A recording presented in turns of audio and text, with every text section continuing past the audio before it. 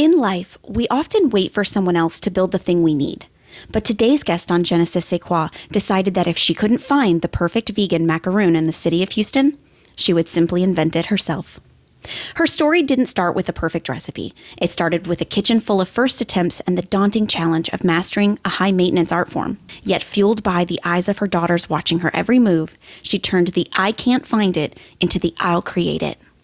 Today, she isn't just a baker. She's a trailblazer of inclusion who has proven that grit and gratitude are the secret ingredients to any success.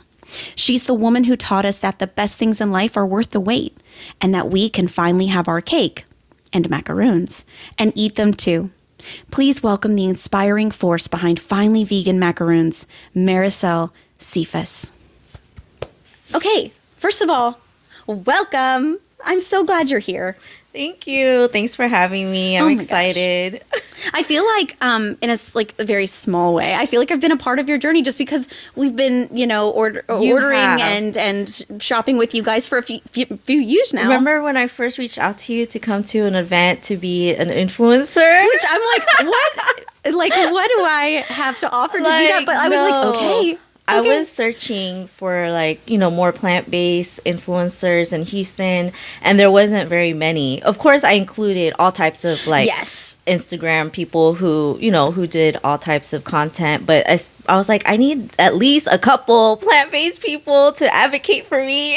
Oh my gosh. And you were there, you were it. And I remember that event I had it was at 4th and Nomad, and you came. I think you were pregnant. Probably. Yeah, you were pregnant, and it was 2 other girls. And yeah, I remember that day specifically. Oh my gosh. And from the moment I met you, I was like, she's amazing. Oh, you're incredible. From the moment I met you, I knew you were a hustler and just somebody who was just out here doing the Lord's work, girl. Just making the macaroons. So tell us, for those who don't know, the very few who do not know, can you please tell us about Finally Vegan Macarons? Yes, so we are an all-vegan bakery. So cool. Everything we do is vegan, plant-based. We specialize in French macarons and our huge Texas Sais cookies. That's what we're known for. They're incredible. Thank you. Incredible. Can I say it in front? Incredible. I can cut that later. That was bad. But it's amazing what you do. Thank you so much. Oh my gosh. It's been a journey. Yes. So your favorite childhood memories are watching your mom bake fresh bread and cinnamon rolls. How do you carry her influence into your kitchen today? Is there a specific scent or flavor in your shop today that instantly transports you back to that kitchen table? Well, when I was little, I just remember watching her at the kitchen, just making her cinnamon rolls. I was just so intrigued by the process, just watching her through every step. In baking, there's a lot of steps involved. There are. It's not like cooking. You have to measure, you have to mix, everything that you do. And those steps have to be pretty precise for it to come out correctly. So just watching her, for my family, even though my kids don't want to learn how to make macarons because it's crazy. Oh my gosh. I've asked several times, I'm like, does anyone want to learn? I can teach y'all. They're not into the macarons, but they love to cook and bake. Oh, that's beautiful. Yeah. So I have one daughter, my older one. She loves to make all types of things. She's made crepes. Yeah, she'll make crepes for her and her sister, and she's even made biscotti. So I encourage that. I encourage them, experiment, make whatever you want, even if it's a fail. It's how we learn. Yeah, keep making it. And so I feel like that influence from my mom, of her just watching her make these cinnamon rolls and just seeing how much work is involved, but then the end reward of having a nice fluffy hot cinnamon roll. Oh my! I think my mouth just and then encouraging my own kids to make what you want. We'll enjoy whatever you eat. Whether it's ugly or pretty. Yeah. I mean, definitely. Do we always want to be like perfect looking? Yes, but I guarantee you it's going to taste good. Right. Nothing wrong with accidents. Absolutely. Oh, that's awesome. And I love that you create a space for your kids to love it. Mm-hmm. You know, because I know sometimes when it's a business, yeah, there you run the risk of like, what if we don't all have joy in this, but I love that you're creating that. Right. You're letting them express themselves. Right. That's really cool. Thank you. You've mentioned you started this journey because you simply couldn't find vegan macarons in Houston. Looking back, why was it important to you to fill that gap for yourself rather than waiting and hoping some other bakery would do it? Well, I wanted to be the first vegan macaron bakery. Yes. I mean, there was no one, like for me, I couldn't find like specific places that just offered it easily. And I remember back then, probably a year before I started doing it, I went to New Orleans and actually found a vegan bakery, a macaron bakery. Like, and I was so excited to find it. Like the joy it brought to me, you know, it was just amazing. And so when I thought about, well, what if I could do it here in Houston? I'm like, think of how many people would be excited. You know, I want to share that excitement as well. And actually that bakery in New Orleans ended up closing during the pandemic. Oh, no. Yeah. So that was sad. But I was like, but that just goes to show you there's not very many options for people who are wanting a vegan macaron. That's true. And so I was like, if no one else is doing it, why can't I? Why can't I? So true. It's so true. And I mean, I don't know how many people know this, but like macarons are an art. They are a science and an art. Yes. And so the fact that you do it and do it so well and plant-based vegan, like it's incredible. Yeah. I know the joy it brought me and brings me still. Right. I do wake up sometimes thinking about your macarons. So I love that. That's really cool. Thank you. The name of your business carries a sense of relief. Beyond just finally finding the vegan macaron, what is something in your personal journey that you feel you finally arrived at or achieved? I would say it's taken a while to finally find a balance between work and personal life. Girl. Yeah. Tell me more. Especially when you have kids and a husband and you have friends. You know, there's a lot to balance, but I finally feel like I've gone to a point where it's okay to stop. It's okay to say no. You don't have to accept everything. You are in control. Yes. I tell myself, you are in control. You don't have to kill yourself. Girl. Yes. Say it again. It's true. Like, I don't have to work myself to death if I don't want to. There's always going to be another day, another opportunity, you know? So I feel like I've gone to the point where, like, just be happy with what you can do. And if it's not everything that you planned on doing, then it's okay. Like, there are other days, other opportunities, you know, because I just always want to make sure I have enough, you know, to make it, you know, especially when we're doing events. I people don't really know this, but I hate selling out. You know what, though? I believe that because you don't want to ever tell someone we don't have it. Exactly. Because we've had like a few big events where people were coming specifically for us. I've done that. I've done that. And they come and they want to buy something. I'm like, I'm sorry, we sold out, you know, and it's like they're losing out on, you know, they devoted their time to come and I don't have it, and then I'm losing money and I'm losing the opportunity to share something with them. So yeah, but I've taught myself it's okay. Sometimes you do the best you can do and then move on until the next time. Gosh, that must be really hard because I feel like especially as a business owner, we're in a constant state of like, I have to. Mm-hmm. So being able to stop and say, it's okay. Right. Girl. Yeah. Girl. You're as much of an art form as a macaroon cookie. Like, honestly, that's incredible. Yeah. So what do you think has been the biggest way you've achieved that? Like, I have to know. Like, just being okay. Just from experience, because sometimes I overachieve and then it ends up not being what I expected. Like, I worked all these hours and then, it wasn't as busy or as, you know, what I thought. The demand wasn't as high, or this flavor wasn't as great as this other flavor. I should devote more time to that flavor, you know. So just from experience, that's so true.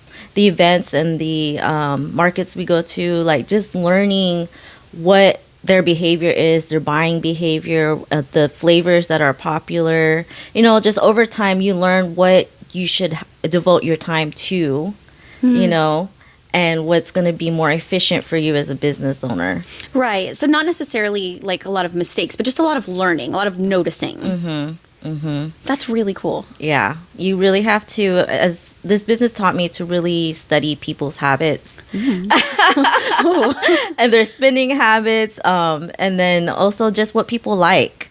You know, not everyone is gonna like this over the top flavor.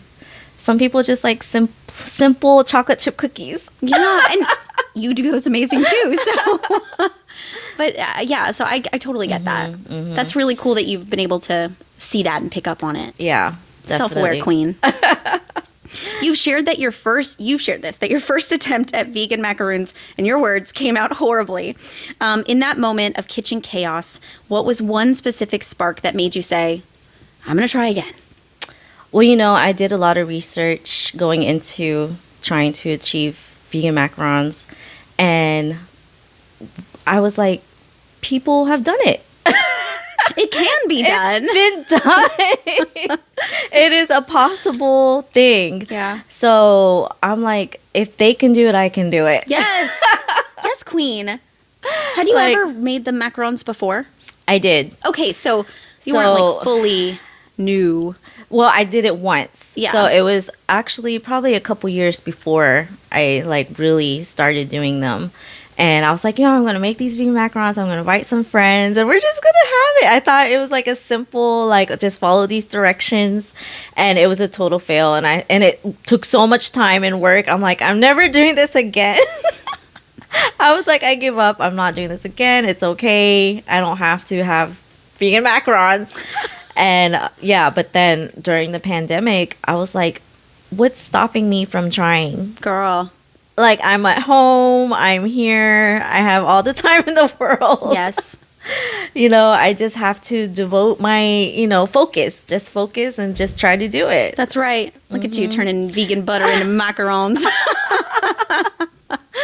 That's really cool. And I love that, during such a hard time, the pandemic, there's so many people who are like, I'm going to dive into something amazing. Right. Like, it was the perfect time for people to pick up a hobby or learn something new. Yeah, or create a business. I mean, or create a business. And I was like, I'm just here watching Netflix all day and cleaning my house. Like, that's all I did.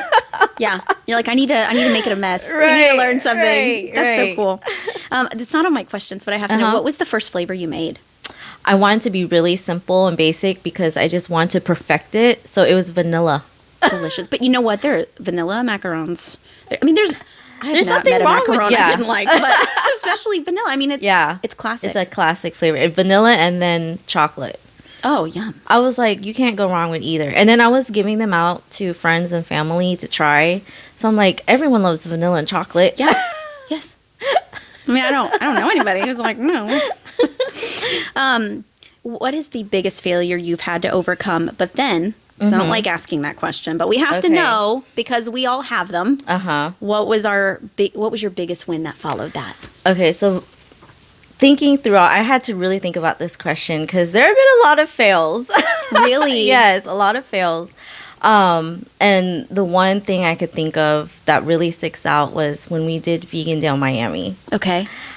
I mean, we drove, I don't know, I felt like that was like a 20-hour drive from Houston to Miami. Yeah. And we had done Vegan Dale before, but it was in Dallas. And that was our best event ever. Like we sold out hours ahead of it ending. And we had so much good feedback. It was just one of the best events we've ever done. Right. And we had done it twice before. So we're like, let's expand. Let's try another city. And we're like, Miami seems, doable.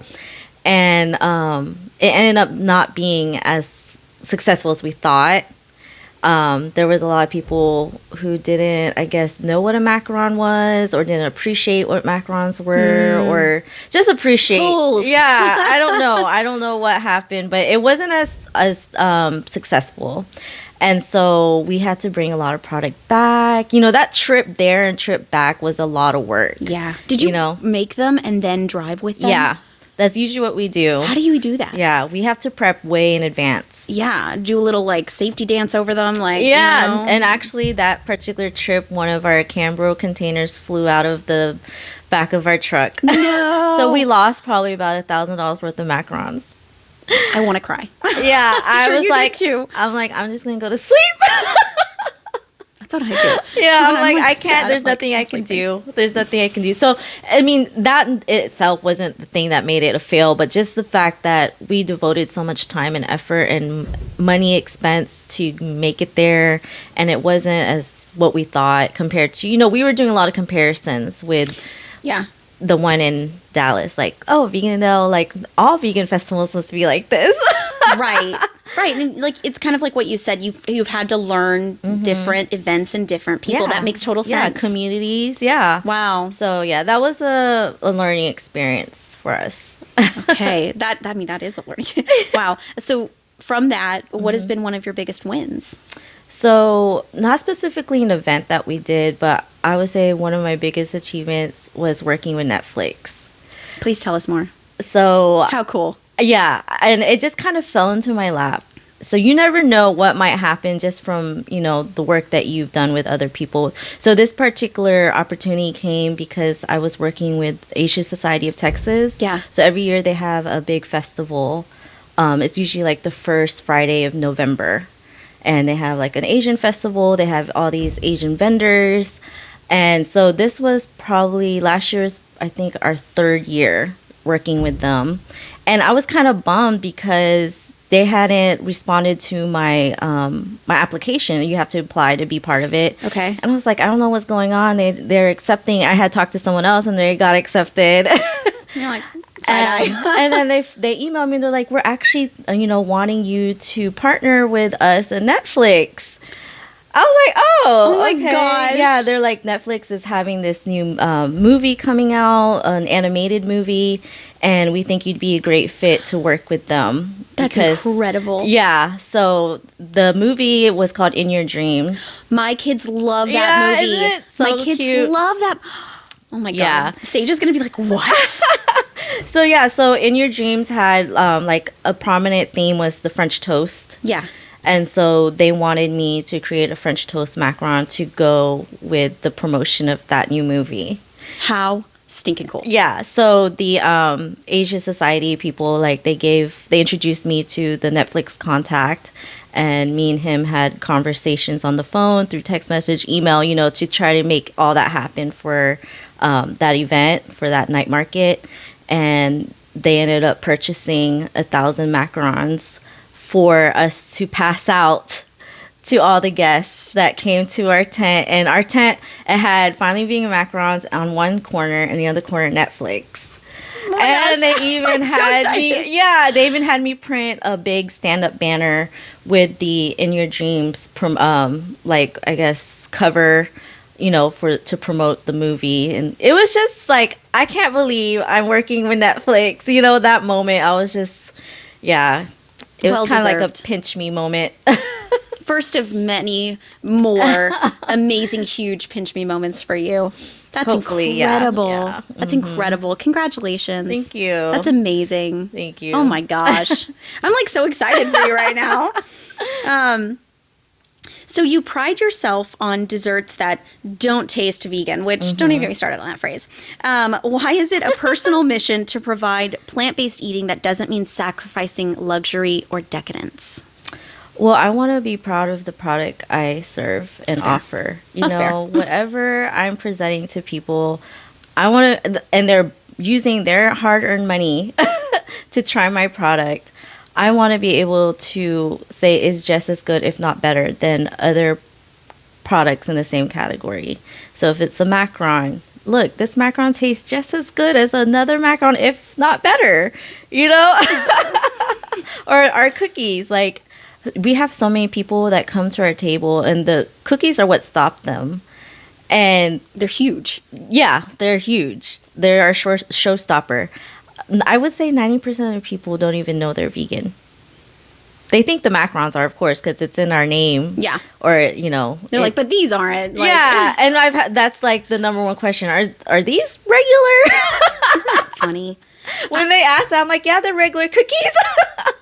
That's so funny. And what does regular even mean? Right. But it's so true because it's such a funny thing. And I definitely is a compliment when people say, these don't taste vegan just because of the concept. Right, because just what people think. About it. Yeah. And then when they say things like, oh, these look like crumble cookies, that's like a big compliment to me. I'm like, oh, yeah, they are. Yeah. They look like it, don't they? But they taste better. They do. They do. Yeah. But I just, we use high quality ingredients. All the things that we use to create our product, we put a lot of thought and work into it. And we want to present something that's worth your money, everyone's money, because there's so many choices people have when they're out. They could choose Crumble, they could choose another bakery, but we want to present something that's just as good, if not better. And what proved that is just a couple weeks ago, we were at the rodeo for their uncorked wine and food event. So, girl, you're everywhere. Tell me about it. Yeah. So basically, every year before the rodeo starts, it's a big event where they have all these restaurants and wineries participate, and the guests, they can drink and eat as much as they want. And these restaurants are all over Houston, like steakhouses, all kinds of restaurants, all kinds of bakeries, all kinds of food businesses and wineries all over. So these are big, well-known names that people know. And they're offering good food, not just little itty bitty pieces, right? People are coming with plates, right? But so for us, we offered our creme brulee macarons and our honesty cookies that we cut up into smaller pieces. And I didn't know what to expect because our name's right there, Finally Vegan Macarons, and this is the rodeo. Yeah. Yeah. So I'm I don't know what to expect if people even want to come here, but the response was amazing. Everyone was really drawn to the table just from seeing the macarons, the cookies. And, to me, that was a huge accomplishment. I'm in this room working with the rodeo full of these other establishments, and people want to come to my table. Yeah, they do. Yeah. And they want to come back. We had repeat people just coming back. They were getting plates full of macarons to bring back to their table, so it's and they didn't mind that they were vegan or plant-based, so to me that was okay, it doesn't, just because it's plant-based doesn't mean anything. Yeah, we're gonna take that as a snippet from this show. Just because it's vegan or plant-based, it can still be as good, if not better. Mm-hmm. My belief is better than so many other things. And it's cool that you're getting put into rooms where you're getting to open people's minds to that. Yeah. Maybe they've never had that type of product, or maybe they have, even if they eat, animal-based products, but what if they have an allergy to something? Exactly. You provide an option. Exactly. Yep. Yeah, because some people, they do eat meat or they do eat dairy, but they can't have eggs, or vice versa. Or milk. There's something that they can't have, and they can. That's a gift. That's a gift that you provide to people. Mm-hmm. For me, it isn't allergies, obviously, but just having an option, and my kids, getting them options, and it's so cool to say you can have that. Right. Whether it's an allergy or it's a decision you make, when you get to say yes to something amazing like what you do. Exactly. It's a gift. Yeah. Thank you for what you do. I'm going to thank you 1,000 times before this interview's over. So with 40 rotating flavors, guys, 40 rotating flavors, there must be one wild idea that you thought would never work, but ended up being a hit. What was it? Our pickle and peanut butter macaron. I knew you were going to say pickle, because that one's wild to me, but people love pickle. Yeah. There's so many pickle crazy people out here. There's a pickle fest, right? Yes, there's several, actually. Oh my gosh. Yeah. It's amazing. And so my husband recommended this pickle and peanut butter flavor because he had seen on social media that they were making cookies with pickle and peanut butter. And he's like, you should do it in the macaron. I'm like, why don't you do it? I don't know. Why don't you do it? So yeah, I did it. I did a peanut I did a peanut butter buttercream, and then I had the pickle slice in between the two cookies. Got it. So when you bit into it, you tasted the salty sweet from the buttercream from the peanut butter, but then you bit into the pickle, which was a little crunchy and tart. So it was an explosion of flavor. Gosh. As you're eating this, you're getting all these sensations. Yeah. I feel like pregnant people around the world are rejoicing. They're finally, pickles and peanut butter. Yeah, and people loved it. People love it. That's so okay. So I'm gonna have to try this at some point. When you're doing it, I'm gonna text you, be like, "We got those." Right? Yeah. Actually, next month we're about to do another pickle fest. Okay, I'm gonna have to swing by just for you. That's incredible. So was that a huge surprise for you that not only it tasted great, but like so many people loved it? Huge. I was like, I don't know if I should make like more because I don't want to be stuck with these macarons. Yeah. Did you like them, or were you like, no, I did. It's good. It's just not my vibe. Yeah, I did. I actually did like them. I'm like, this is surprisingly good. That's so cool. Flavors are so interesting. Like, I feel like we could have a whole podcast dedicated to you telling us about flavors. Yeah, we can. So interesting. We can. While you're the macaron queen, your menu also features cookies, scones, and creme brulee. I remember the first time, when I came to your event and your husband was out there blowtorching the creme brulee, and I was like sitting there wiping dry my face. I'm like, yes, give that. I want that. Just the smell of it like draws you in. Yes. Oh my gosh. Amazing. Sorry. Side note, which of these non-macaron treats is your personal go-to when you want like a little treat, or when you're like, oh my gosh, something sweet sounds delish? Definitely our cookies. Like if I just want something sweet. I'm around macarons a lot. That's fair. So I don't really crave them. So I want something different, even though I'm around the cookies a lot too. But like, yeah, a few bites of that cookie and my sweet tooth is satisfied. Mm-hmm. And then if I have some scones laying around, those are great for breakfast. Like breakfast with, your breakfast with a coffee or tea.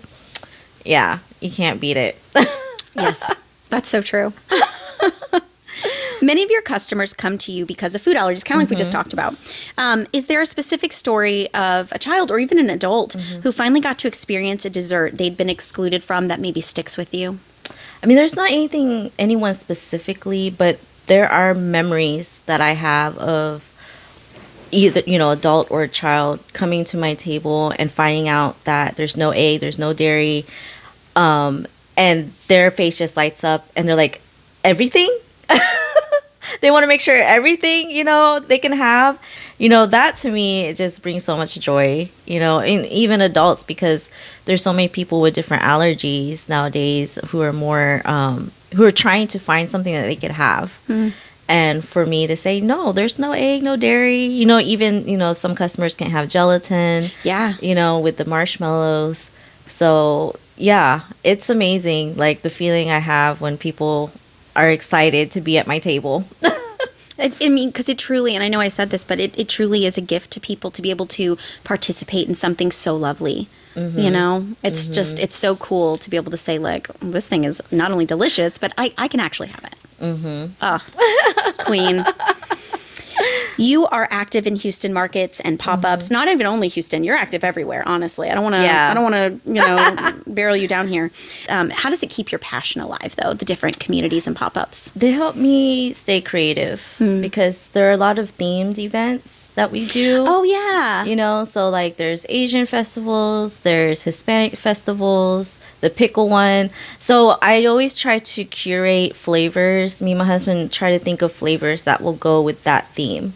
So, if we're doing an Asian festival, of course, the Asian flavors, he does an ube cookies and cream. Oh my gosh. Yeah, that one's a hit. Or matcha with white chocolate cookie. He does that, which is really popular. I do the same, the ube macarons. I've done red bean, miso for the Japanese festivals. Yeah, I'm like, I had to get creative, because people are there for that theme. Yeah. So it pushes us to just be creative and to think outside what we normally do. That's really cool. And I guess, too, it's hard to get bored when you're like, oh, no, we got to think of like a cool flavor, or we have to. Right. And then also we do a lot of colleges and universities, and those kids love. They love all our different flavors. They'll come up and ask, what's different this week or this month, So, oh, yeah. They'll be like, what do you have for me today? Yeah, like what's new? So, they know. Yeah. They know we're going to bring something new. Yeah, and bring them to your study group. Come on, buy a bunch of them for your friends. From pop-ups to vegan afternoon teas, you focused heavily on creating vibes for days. Why is this experience of eating just as important as the flavor itself? Well, when people experience, either if they're at a pop-up or at our afternoon tea, I want them to have a memory of us, you know, not just from what they're eating, but from what they experienced, especially at our afternoon teas, because it's so different from anywhere else. Yeah. It's exclusive. I feel like I want them to feel like their ticket is very special. Yeah, and they go fast. When you post about it, I've missed many because my daughter and I really want to come to the next one you do. But sometimes those tickets go quick. Yeah, they do. Which is amazing. Love that problem. So yeah, I just want them to feel like it's a special moment that they're having, especially for afternoon teas. Like, we don't do this often, and when we do, whoever's there, I want them to feel like, you know, the wait or the money they spent or the time they spent to get ready it's worth it. You know, there's a lot of love and attention that went into these items for them, and, you know, even just preparing the setup, making sure it feels like you're at a real afternoon tea. You know, I want people to remember, and I get that when people come with their friends or family, they dress up. It's so cute. Like, I feel like they are getting that experience that they've always been wanting, that they couldn't find anywhere else when they're looking for a vegan afternoon tea. Yeah. So this isn't even in my questions, but I have to ask, what inspired to do the afternoon teas? Is that also something you looked around and didn't see it and you're like, we need this? Yes. Yeah. Yeah, because I love tea. I love European things. Yes, as we should. They know what they're doing. Yes, and I'm like, why is there nowhere around Houston that's offering it? Like, I would so go to it. And I shot the idea over to my husband one day, and he's like, I don't think it's a good idea. He's allowed to be wrong once in a while. I'm like, I'm going to do it. Yes. So actually, the shop owner, her name is Annie. I had my 1-year anniversary party at her boutique in the Heights. And it was so great that she had asked me later on that year, like, hey, is there another event that you want to host here? Love that. Yeah. So I'm like, you know what? Actually, there is one event I've been thinking of. And so I shot the idea to her, and she's like, let's do it. And so it was just supposed to be a one-time thing. Like, let's just start with one seating. Let's have 4 people and see how it goes. But then, of course, those 4 tickets sold. Yeah. I was just trying to gauge the interest, really, with the 4 tickets. Like, how much interest will there be in this? And so many people were DMing me, commenting on the post, like, are you going to have more? Like, when are you going to do it again? Wow. So I already had a backup plan. Like, if these 4 go really fast and people want more, let's do 2 more seatings with 4 tickets each. Okay. So that's what we did. And those went really fast. So that day, our first time we did it, we had 3 seatings, 4 people each seating. And and everyone loved it. We got great feedback, and me and Annie were like, we should do this again. And then Larry, my husband, was like, we should do this again. Yes, Larry. Thank you for catching up, Larry. Yes, yeah. So yeah, that's how that started. Wow. Mm-hmm. And I love that concept so much, and it's so sweet, and we do need things like that, and the option, you know, not only for the people who just want to eat plant-based, but like for our little allergy friends, man. Exactly. We want to get dressed up and drink tea and eat cucumber sandwiches. Yes. And then we've had people bring like their significant other or a friend who's not vegan or doesn't have any allergies or anything, and they love it too. Yeah, because they get to show me, like, see that? See how delicious it is? Right. Which is what I love. Like, oh, you're not vegan? Okay. Yeah, you like that. Right. Speaking of Larry, awesome Larry. Yes. Your husband Larry joined the business a year after you opened. How did the dynamic shift from being a solo boss to becoming a culinary leadership team? You know, it was actually a very easy shift because, you know, he's my husband, and I wanted to share that joy with him of having this business together. There were a lot of things I had to adjust as far as like not expecting him to do things the way I wanted them to be done. Yeah. You know, so that was an adjustment. But overall, he helps a lot. Like, he's in charge of the cookies. A lot of people know he's the cookie man. Cookie man. So that was his first job. I taught him how to do the cookies, and he just ran with it. That's so cool. Like, we started off, I think it was like 5 flavors back then. Now we have like 10 or more, depending on what theme we're doing. Yeah. So, like, he really has taken to that role of doing the cookies and then ensuring the events. Like, you know, we each have our own events and markets that we do. He has great ideas. I don't know if you've been to a market lately, but he's the one who came up with the 2 for $10. No. Yeah, Look so we were we were selling cookies 1 for $6, and then when he came up with the idea of 2 for $10, like, it's like our best selling thing. Love it. Our highest selling item, 2 for $10. Love that.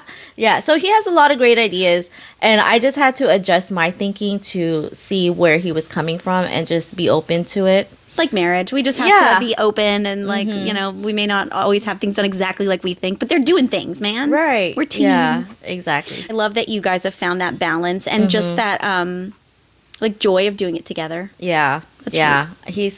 I love it. Like, having my husband be my business partner, like, it is a great feeling. I love that. I love it. And y'all are an amazing team. Oh, thank you. You really are. We try our hardest. Yes. Success, baby. So with that being said, how do you balance being a boss with allowing yourself to be supported by your loved ones when things get tough?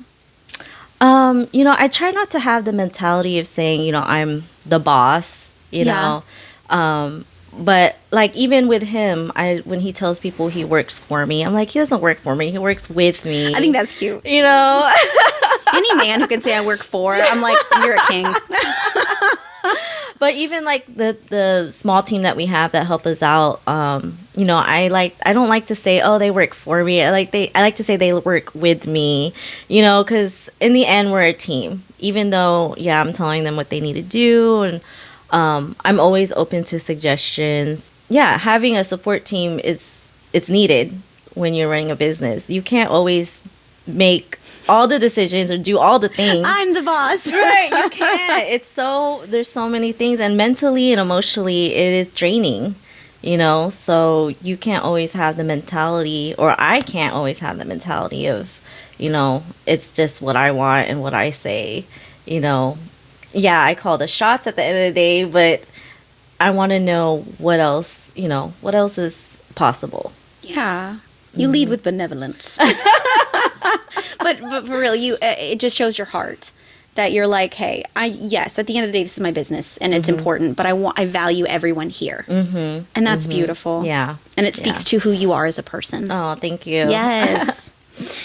You've shared that the push from your daughters helped you keep going. What does that mean to you to show them the reality of building a business from that, again, in your words, horrible first batch to, I don't even want to say Houston, but just a staple of the world?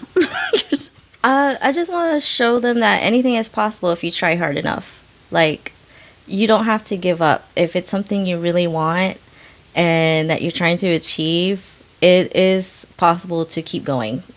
There were many times where I was like, I'm just going to give up. And they were like, no, don't give up. They're the ones who told me not to give up.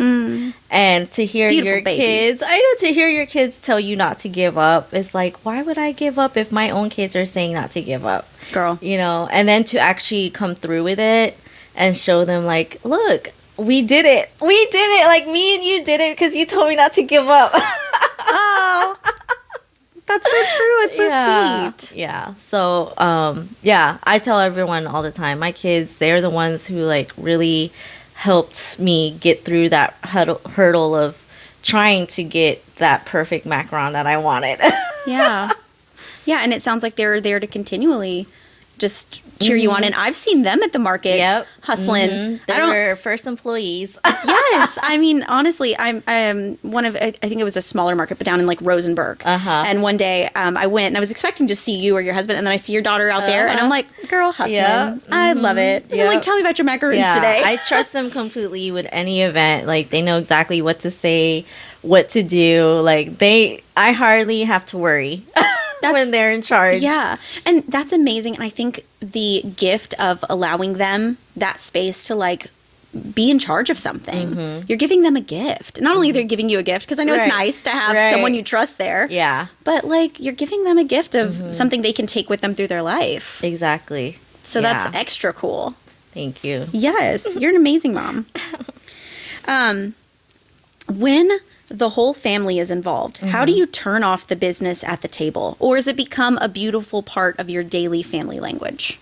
I try to keep the business talk as limited as possible when it's not time for business. So if we're having dinner, breakfast, whatever, I don't want to talk about the business because this is family time. For the most part, we just want to enjoy, not talking about business.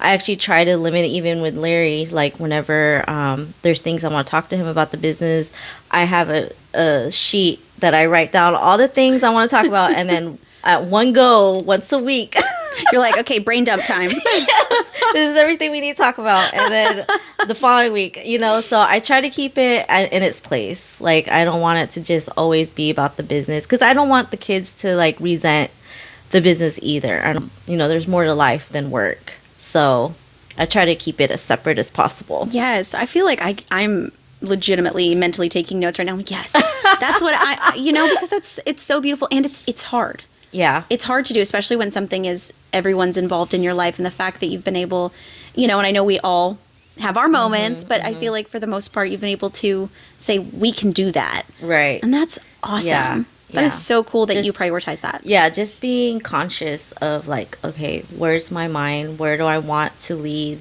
the atmosphere of our house? And so me and Larry do, we try to do our best at that.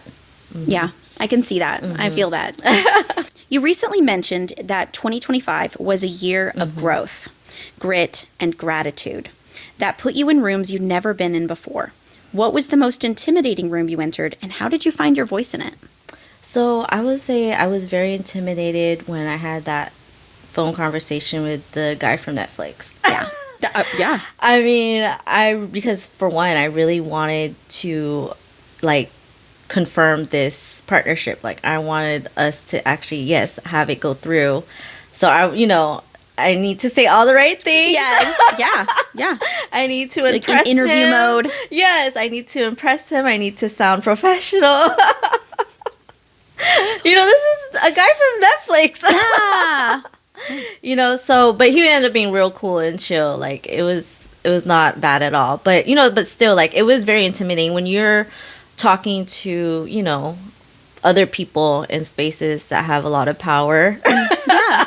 And they're the ones making the decisions of whether they want to work with you or not. It can be intimidating on my end. But I prepare as much as possible, do my research. Yeah.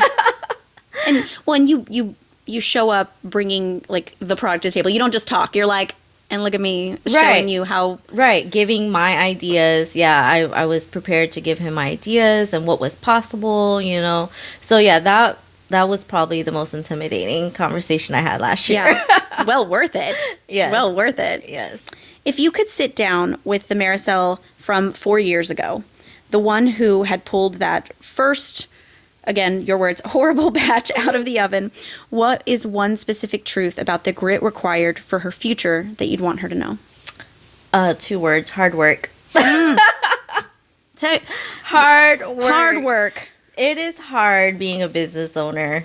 It's not easy, but it's rewarding. So I would have told myself, look, there's going to be a lot of ups and downs, but you'll be happy in the end. Yes. Yeah, because it truly is a satisfying job. Like I'm able to share desserts. It's a gift. I'm able to share desserts with people and to have customers who are happy to see you all the time. That makes me happy. It's so true. It's like, a plumber's needed, but we're not always excited to see the plumber. Like you're needed. We're always excited to see you, but you get to do that. You get to provide. I love that. The word finally is so prominent in your branding. Beyond the product, what is the deeper feeling that you want every person to have when they take that first incredible bite? I want them to feel that there was persistence that started this. Persistence, growth, and joy. That when they take that bite, like, this is not just a cookie, this isn't just a macaroon. Like, we really thought about everything. Yeah. We thought about the flavors, we thought about the packaging, we thought about the price. You know, we've thought about the presentation. You know, we want to serve the best of what we have. Even if something isn't perfect, we don't like to sell those, you know? So, like, even though it tastes great, but we finally are able to present an item that came from a heart of love. Well, and you taste that. You really do. I feel like you can follow all the, instructions to bake something. Like, anyone can do that. Yeah. But to make things and products the way you guys do, that takes love, that takes heart, that takes, like you said, like that grit. Yeah. Yeah. And it's incredible. Thank you. Yes. Thank you. Okay. So I want to end this with a lightning round. I just thought it would be fun. Yes. Because, like, so too. Cookies are fun. So we should have fun.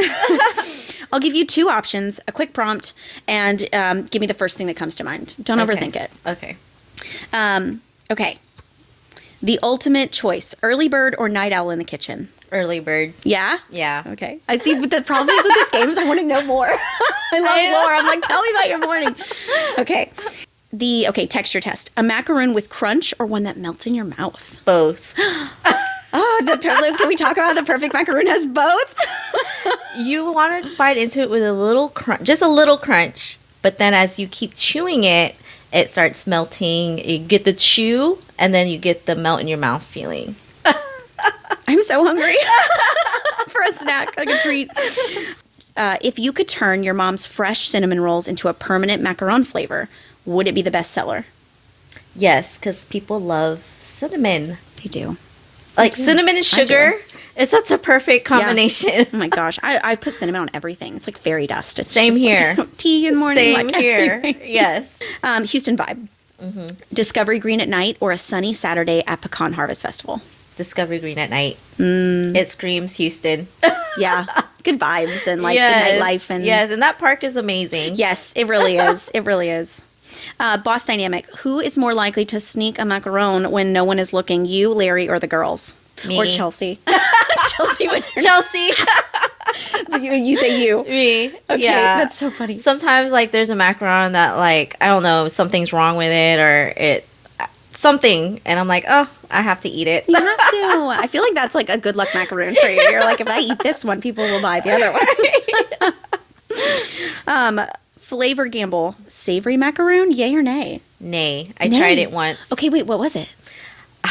I don't remember exactly the flavor. I just know I think I was trying to do like fourgras. A vegan fourgras. Whoa. Because I've made vegan fourgras before. Yes. And I think I was trying to use it as a filling for a savory macaron. Yeah. But no. I'm shooketh right now that we tried that. That's incredible, though. Yeah. That you even were like, let's try it. And you weren't even like, let's start with like, something savory, like, biscuits and gravy. You're like, no. You're like, foie gras. That's awesome. That also just once again speaks to who you are. You're like, go big or go home. And I will go big and go home. Oh my gosh, I'm not crying. I'm laughing so hard. The secret weapon. Lavender lemonade or a hot cup of tea to go with your pastries? Hot cup of tea. Girl, always. Every time. What's your favorite tea to drink? Like matcha. Matcha. You like hot matcha? I love hot matcha. I love hot drinks in general. But yeah, hot matcha with that foam on top, like matcha lattes. And even if you like put a little bit of strawberry puree in there. That sounds so good. With a macaron, like, what are you doing after this? Let's go get macarons from you and like matcha. I want to keep talking to you. The oops moment. Burnt shells or cracked shells. Which is the bigger heartbreak? Cracked shells. Yeah. They're so delicate. Yeah. Because that is not... I'm an aesthetic person. Yeah. So a burnt macaron I could work with. Right. Like, I could do things. It's creme brulee. I could do things to fix that. But a cracked shell, no. It don't look right. Yeah, that's fair. It's okay. This is more for us at that point. I say us now. I'm like, I'm coming over to you. Future goal: brick and mortar, storefront, or traveling the world with a macaron food truck. You got me with traveling the world. I already went to Miami. Let's go. What's next? France, here we come. Exactly. I believe you could do anything. Signature cookie, the Houstonian cookie, which is pecans, caramel, and chocolate chip. Oh my gosh. Or the Honesty. Yeah. So that's the name of my younger daughter. I don't know if you know this story. Please tell me. So my younger daughter, Honesty, came up with this flavor. I told her years and years ago when we first started, I said, if you come up with a cookie flavor, I'll name it after you. I was just trying to be fun, include her. And that's what she came up with. Oreos, marshmallows, and chocolate chips. And it is our top selling flavor. Yes. Oh my gosh. Everyone knows Honesty. Okay. I mean, so which is the one you would choose? So, personally, I like nuts in my cookies. Girl, yeah. So if I were to reach for one, it'd be the Houstonian. Yeah, that's Sam's favorite too. Yeah. Yeah, because he loves caramel and nuts together. It's like a turtle cookie. That's what I'm like, it's a turtle cookie. Yeah. Yeah. They're both amazing, by the way. My whole family fights over them. One word only. Describe the feeling of seeing a customer take that finally first bite. Like that, give me one word for that moment. Joy. You're joy. You are like pure joy. I love your energy. I'm loving talking to you. I'm like sad I'm on my last card. I have to ask, what's coming up for you? Man, there's so much. Yeah. So we're doing some big events coming up in April. So we're doing the Pickle Fest, but this time it's going to be in Mercedes, Texas. Oh. It's our first time going down there for a pickle festival. It's going to be a 2-day event. Oh my gosh. Yeah, and actually the way I found out about it was whoever the organizer of that event had posted on Facebook, and someone tagged us and said, will you guys be there? Because they tried our macarons at another pickle festival. That's so cool. That's how I found out about it. I'm like, yes, we'll be there. You guys take a whole, word of mouth to a whole new level. I had no idea about this festival, and then that's how I found out. I'm like, okay, yeah, we'll be there just because you tagged us. Yes. Yeah. But besides a lot of our bigger events happening, we have rebranded.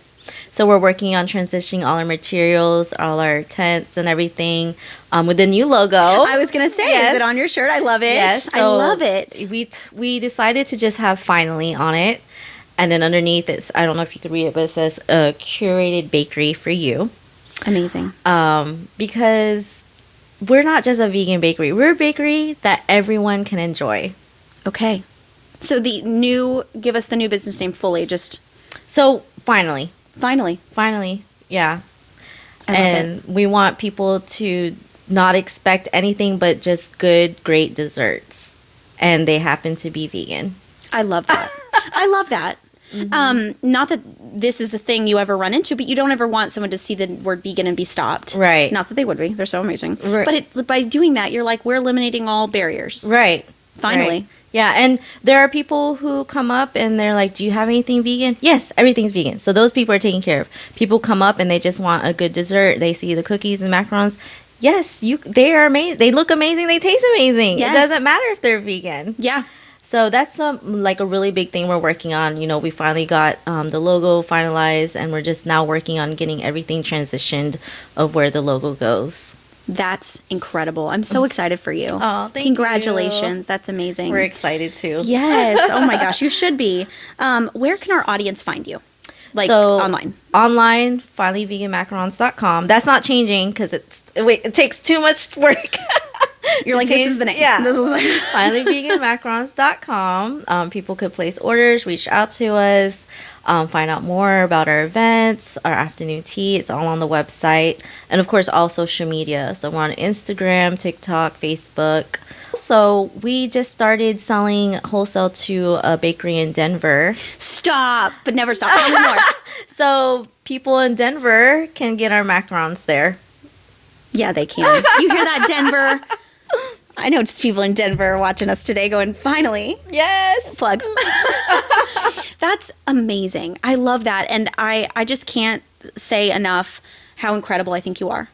How tenacious you are, and how I just see so much drive in you, and the amount of joy you exude as a human being, and the amount of love you put into everything you do, from talking to your customers. Because, I mean, you and I have had great experiences back and forth, but even when I see you talking to everyone else, like, you're just so lovely to everyone, and you are such a joy. Aww. And the amount of love you put into your food, next level. Thank you. Thank you for being here today. Yes, thanks for having me. Thank you for sharing just even a part of your story with us. Oh, thank you. I really appreciate it. I'm very honored to be here. Thank you so much. And we'll see you again soon, because I need another interview with you. You're incredible. Part 2. Part 2. Stay tuned. Thank you, girl. Yay. Yay.